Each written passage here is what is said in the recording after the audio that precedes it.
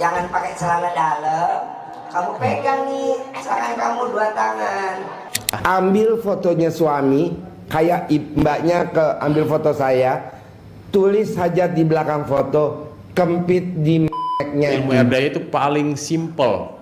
Mas Regi, saya nggak bisa melakukan ibadah ekstrim. Ada opsi kedua, namanya sedekah ekstrim. Nah, mau saya, bukannya saya maksain Bapak harus privat sedekah 10 juta, harus privat sedekah 10 juta. Karena yang mau cair Bapak dan Ibu tuh angkanya nggak ada yang kecil, gede-gede semua. Masa sedekahnya cuma 1 juta, privat, nggak mau saya.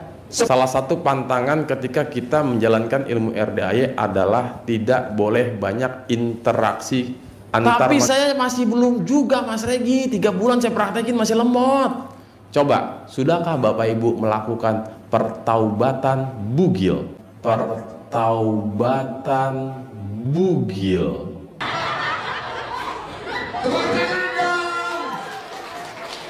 Gaya ketiga. Gaya yang ketiga. Ya, teman, Sulman. Istri di atas sampai di bawah. Masih di bawah. Bapak di atas. Coba goyang. Sulman. Ya.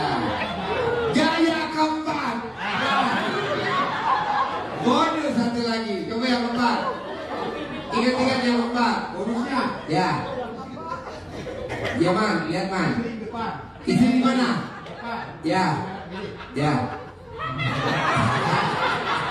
Dalam beberapa waktu terakhir, beredar video ajaran Dwi Susanto yang menuai keresahan di masyarakat.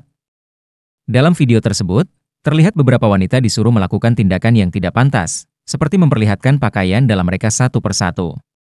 Sangat disayangkan bahwa tindakan yang jelas tidak sesuai dengan ajaran Islam ini justru dikaitkan dengan syariat agama. Ajaran ini menimbulkan kegelisahan. Bagaimana tidak?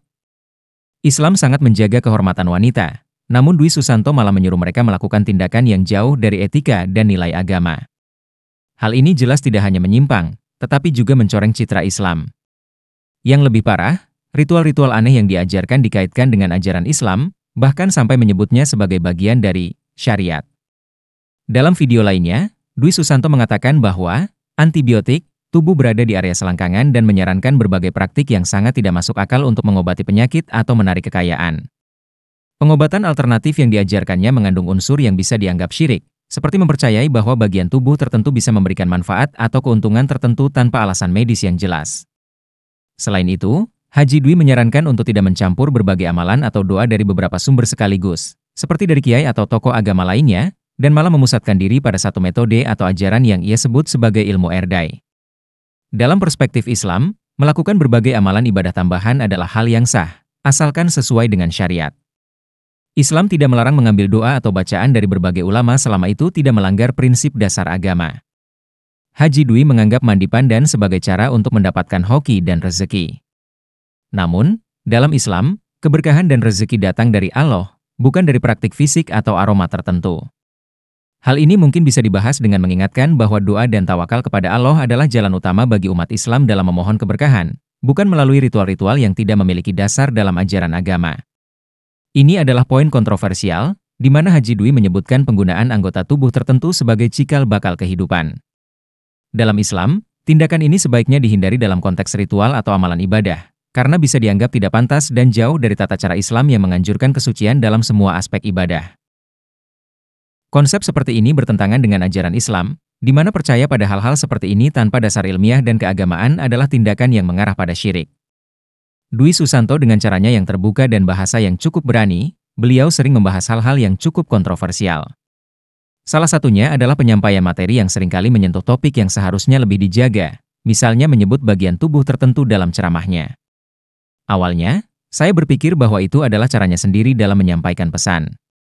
Namun, yang membuat saya mulai memperhatikan lebih dalam adalah karena beliau menggunakan nama Islam dalam mengajarkan ritual-ritual tersebut. Hal ini membuat saya bertanya-tanya, apakah ajaran-ajaran yang dibawanya ini benar-benar sesuai dengan nilai-nilai Islam?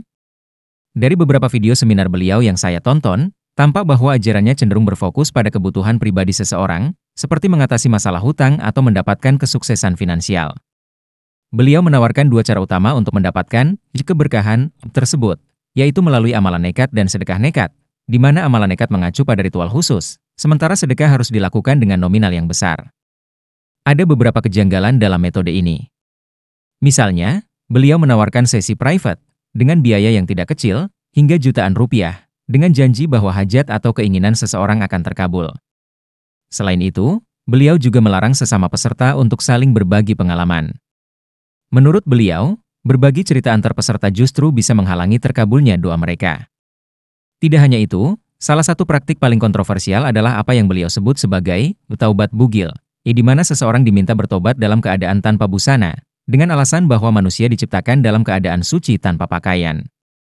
Namun, cara ini bertentangan dengan ajaran Islam, di mana umat diajarkan untuk menutup aurat saat beribadah, seperti yang dijelaskan dalam Al-Quran.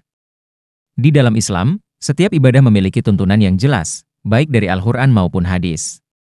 Kita tidak diperkenankan untuk beribadah sesuai hawa nafsu atau mengikuti cara-cara yang tidak memiliki dasar yang kuat dalam agama. Dalam berdoa, Islam mengajarkan kita untuk langsung memohon kepada Allah tanpa perantara, apalagi membayar dengan biaya yang besar. Ajaran yang beliau sampaikan tampak lebih berfokus pada keuntungan pribadi daripada ketulusan dalam beribadah. Dengan mengandalkan sedekah dalam jumlah besar dan ritual yang tidak lazim, ajaran ini lebih mirip pada praktik yang menjanjikan keberuntungan daripada sebuah ibadah yang benar. Sahabat Abah, kita jangan sampai mudah terpengaruh oleh ajaran atau ritual yang jelas tidak memiliki dasar ilmiah atau dasar dalam agama. Sebagai masyarakat yang berpegang teguh pada Islam yang lurus, kita harus berhati-hati terhadap berbagai bentuk penyimpangan. Kami juga berharap agar Majelis Ulama Indonesia, MUI, bisa segera mengambil tindakan tegas terhadap ajaran-ajaran menyimpang seperti ini. Semoga video ini bisa memberikan edukasi dan meningkatkan kesadaran kita semua untuk senantiasa mengamalkan ajaran agama yang benar dan menjauhi hal-hal yang menyesatkan. Mari kita selalu memegang akal sehat dan waspada terhadap ajaran-ajaran yang merusak. Terima kasih sudah menonton. Sampai jumpa di video berikutnya.